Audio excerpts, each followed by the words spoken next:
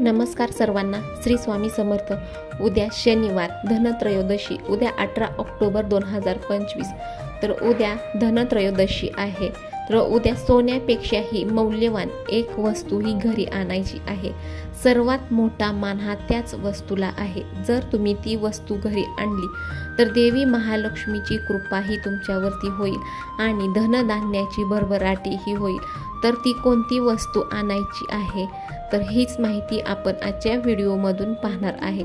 तर व्हिडिओ हा स्किप न करता शेवटपर्यंत नक्की पहा आणि जर का माझ्या चॅनलवरती नवीन असाल तर चॅनलला देखील सबस्क्राईब करायला विसरू नका। धनतेरसच्या दिवशी सोनं, चांदी, वाहने किंवा भांडी, कपडे यासारख्या अनेक नवीन वस्तू ह्या खरेदी करणं हे खूप शुभ मानलं जातं।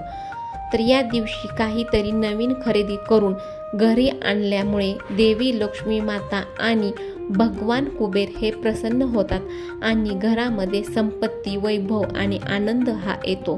जर एखाद्या व्यक्तीला या दिवशी सोनं किंवा चांदीही खरेदी करता येत नसेल तर त्याने काळजी करण्याची गरज नाही किंवा टेन्शन घ्यायचं गरज नाही, कारण अशा काही वस्तूंचा उल्लेख आहे की ज्या धनतेरसच्या दिवशी तुम्ही खरेदी केल्यास त्या तितक्याच शुभ आहेत। तर या सर्व वस्तू ह्या माता लक्ष्मीशीच संबंधित आहेत। त्यामुळे जर तुम्ही सोनं चांदी ही घेऊ शकत नसाल तर निराश व्हायचं नाही, कारण तुम्ही सोन्यापेक्षा देखील ही मौल्यवान वस्तू घरी आणा, माता लक्ष्मी देखील प्रसन्न होतील। ताईंनो आणि दादांनो, धनत्रयोदशीला तुम्हाला ही एक वस्तू खरेदी करायची आहे। तर ती वस्तू ही धने हे तुम्हाला खरेदी करायचे आहेत आणि ते देवी लक्ष्मी माताला अर्पण करायचे आहेत। धने हे संपत्तीचं प्रतीक मानले जातात। पूजेनंतर हे बिया तुमच्या तिजोरीमध्ये किंवा तुमच्या पैशाच्या साठवणुकीच्या ठिकाणी ठेवायचे आहेत। जर तुम्ही हे पैशाच्या ठिकाणी ठेवले तर त्यामुळे समृद्धी ही येईल। धनत्रयोदशीला तुम्हाला धने खरेदी करायचे आहेत, कारण ते धनवृद्धीचं प्रतीक मानले जातात आणि या दिवशी त्यांची पूजा केल्यामुळे घरामध्ये तुमच्या सुख समृद्धी ही येईल। धने हे खरेदी करून त्यांची पूजाही करायची आहे आणि दिवाळीनंतर त्यातील काही दाणे हे कुंड्यांमध्ये देखील पेरायचे आहेत आणि जेणेकरून घरामध्ये आनंद आणि समृद्धीही टिकून राहील। धनत्रयोदशीच्या दिवशी सोन्या चांदीपेक्षा देखील मौल्यवान असं धने खरेदी करणं हे खूप शुभ मानलं जातं। जर तुमच्याकडे सोनं चांदी घेण्यासाठी पैसे नसतील किंवा घेऊ शकत नसाल तर निराश होण्याची गरज नाही। तुम्ही सोन्यापेक्षा देखील मौल्यवान ही वस्तू धनत्रयोदशीच्या दिवशी घरी आणा। तर धन हे धन आणि समृद्धीचं प्रतीक आहेत, त्यामुळे धनत्रयोदशीला ते खरेदी करणं हे खूप शुभ मानलं जातं।